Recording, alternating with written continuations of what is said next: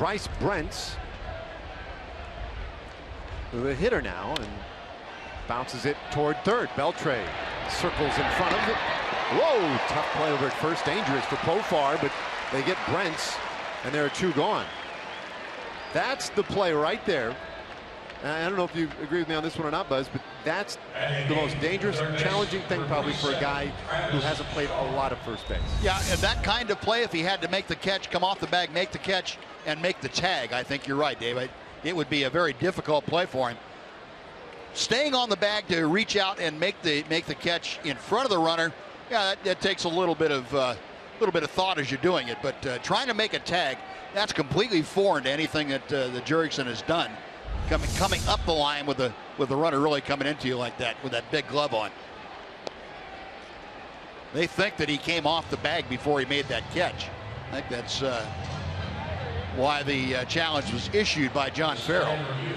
Now, anytime you see that throw down that line, though, the guy's got to field it right in front of the runner, who is now arriving roughly the same time of the baseball. Your fear is that there's contact and a guy, wrist, whatever, arm, is in harm's way. Now he stayed just out of that, and credit too to Brentz for perhaps angling just a smidge to his right to get around it as well.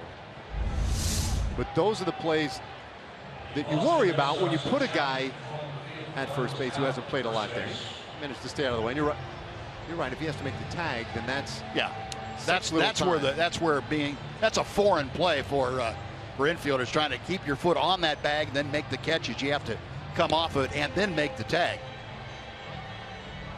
But I think we saw from that replay, and we'll get the two angles here in one, that probably not enough evidence to overturn what we've seen.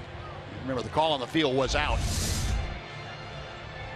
Well, our replay review presented by Ford, and call confirmed. So Brentz is out, and John Farrell now without challenges.